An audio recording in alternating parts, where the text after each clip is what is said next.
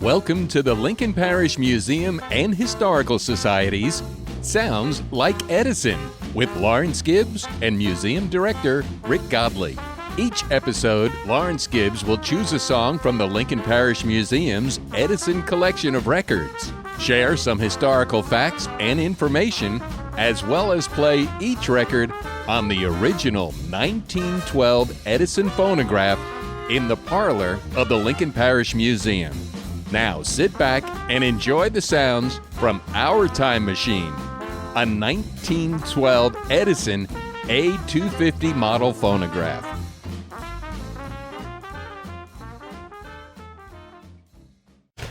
Welcome in, ladies and gentlemen, to another episode of Sounds Like Edison.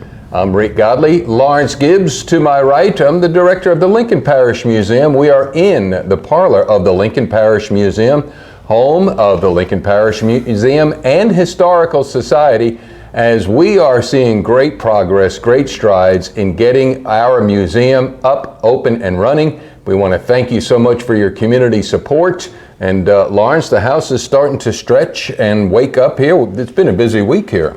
Yes, I've been watching in the aisles there. It's very busy. We've had a Chautauqua, we're having a board meeting, we had the Ruston Civic Guild meet here, we had Buddy Ball meet here. So this place and space is the Lincoln Parish Museum, and we are open to all sorts of ideas, of creative opportunities to create relevancy for the museum, honoring the past as we're in the present and growing toward the future. We covet your ideas. Please feel free to email me ideas, thoughts on how to make this place and space, because something else, Lawrence, a lot of folks who even live here and don't even know we're here, and that's on us to create the awareness. And one of those ways is through this YouTube channel, our Lincoln Parish Museum YouTube. So send those ideas to us. This is the sesquicentennial, the 150th year anniversary of the founding of Lincoln Parish. So I'm going to make this a sesquicentennial sanctioned episode. Well, absolutely, and it's about time for it. It's great time for it to start, and this is a wonderful thing to do. When we first found this Edison machine, I was absolutely stunned that it was just here. But it's a great thing because most of them are no longer working. This one is working very well, I hope. Oh, yeah, we're going to find out. This is episode number 5. We're going to hear some stories and actually hear the song, Irving Berlin's Always, and something else I want to tie into that, Lawrence. We are fully equipped now to capture stories of Lincoln Parish. So if you have stories, I'm capable of coming to your place to sit down and capture the stories, or come on to the museum and let's not waste time. And because there is generations that don't know our past, and it's incumbent upon us to learn them and share them. So please get in touch with me. And Lawrence, one of the things I like about this, as we have guests coming to it, be it board meetings, be it events that we have, open houses, I call this a time machine. Very much literally. So. Almost 100 years, much of this material we're going through is at least 100 years old. And then and I've seen it when you were the DJ du jour for an event. Yes. You had a crowd in the room, and soon as the music starts, and you're going to experience it here in a moment when Lawrence plays our song of the episode, it transports people back in time to another day, and it just gives a greater appreciation for the past as well as the present. Absolutely. Well, I'm looking forward to the first one today is Irving Berlin's very famous love song, Always.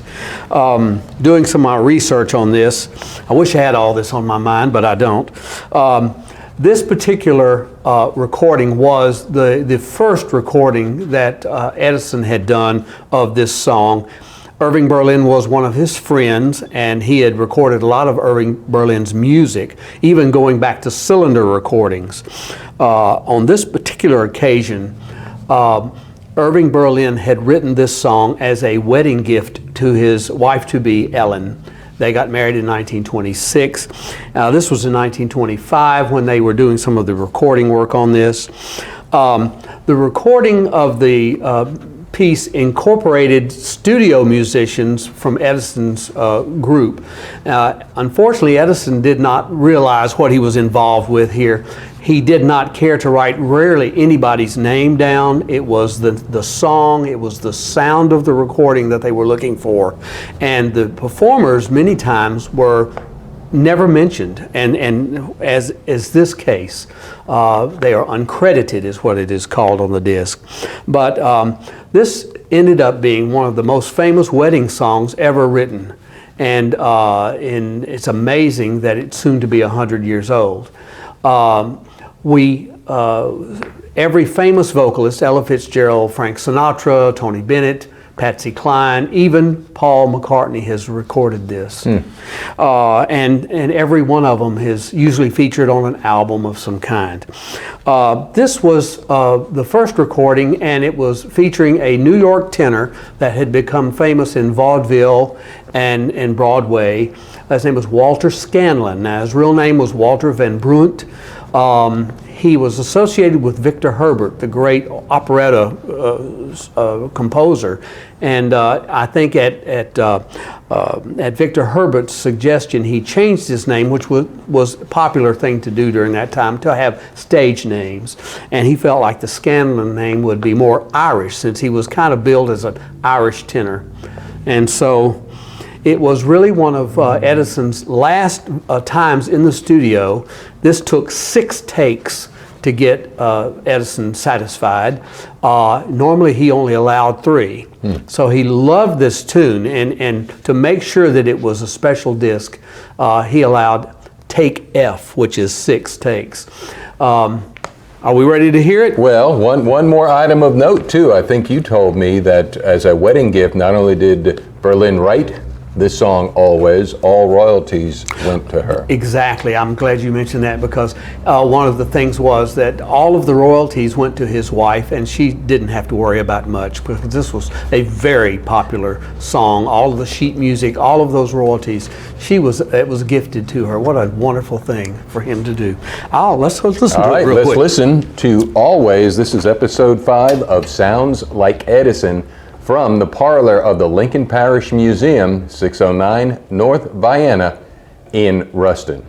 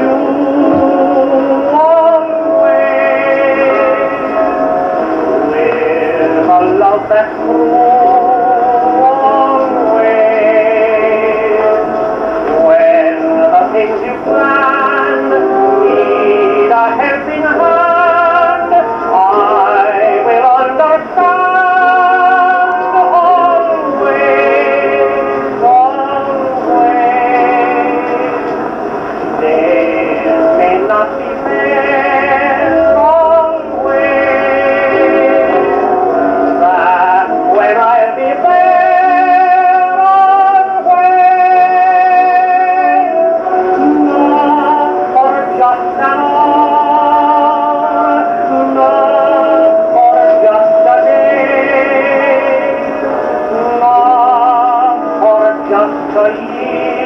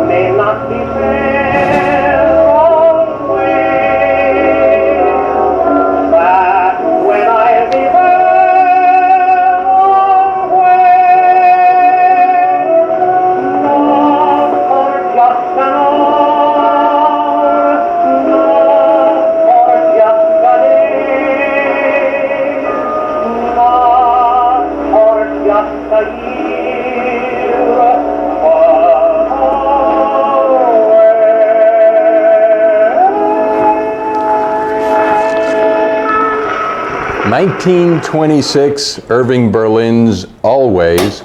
And Lawrence is listening to that, the audience watching us, that song, 1926, being played on a 1912 Edison phonograph here. So that tells me that this would have been 14 years old if my math is correct, you know, and here it is now in the year 2023. Amazing. Oh, it's incredible. What I'd like to also mention is, hopefully you will come and listen to this more than once. What I enjoy is pointing out some things for people to listen to when they do view a recording like this. And I failed to mention that a while ago, so I'll do it now. But when you hear it start, of course, that introduction by the orchestra, it's a small little orchestra made up of violin, 2 clarinets, one which doubles on bass clarinet, which is an octave lower, gives it a little depth. You hear a trombone, there is a celeste involved, and a tuba. It's a very small group. And then his tenor solo. And the way that they've got it structured is the orchestra does that nice introduction. He sings 2 choruses and verses and choruses. And then at the end, the orchestra plays through one time and he just does the answer always. And that was kind of a generic turn for Edison. He liked that simplicity. And so it is just a simple, traditional treatment of a beautiful song. It was one of Edison's favorites. And that was one of the last times he was in the studio overseeing a recording session. He turned it over shortly after that to his son Charles, who had been taking the more up-tempo music. Well, I was today years old when I just heard the word celeste. What is a celeste? It is a percussion instrument that is, it's a keyboard, but it's little bells and little material that is like small, it's hard to tell. It's a small, it was right over there, one of those things that was over there. You'll have to edit this out. No, it's in the dining room. It's like orchestra bells, but they're hit with a small little hammer, mallet. Mallet. There's the word mallet, and so it was very famous for the recording sessions because it recorded very well, and so that is. That's what a celeste is. And then the tuba gave the bass. And that was Always. That's Always. Episode number 5 of Sounds Like Edison. Before we leave, I wanted to introduce everybody to Robert Wesley Davis, as this is the Kid Davis house. And we wanted to have Robert join us here today. So episode number 5, if you all would do a couple of things for us. One, if you like what you just heard and are watching, give us the thumbs up, and then please share this out, push the message out, create more awareness for the Lincoln Parish Museum and Historical Society as we are launching our second Renaissance in the sesquicentennial anniversary of the founding of Lincoln Parish by Alan Green. I'm Rick Godley, Lawrence Gibbs. Till our next episode, episode 6, we thank you so much for watching, and we'll catch you later for another edition of Sounds Like Edison.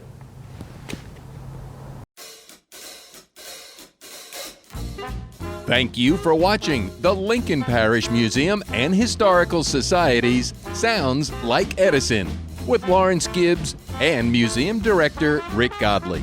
Keep in mind, we're a nonprofit organization and we welcome your ideas, suggestions, as well as financial support to sustain our efforts to create a remarkable future as we embark on our second Renaissance. Our address is 609 North Vienna Street, Ruston, Louisiana, 71270. Kindly follow us on Facebook to keep connected for future events, exhibits, and educational opportunities about Lincoln Parish. Sounds Like Edison is a Godley Works production.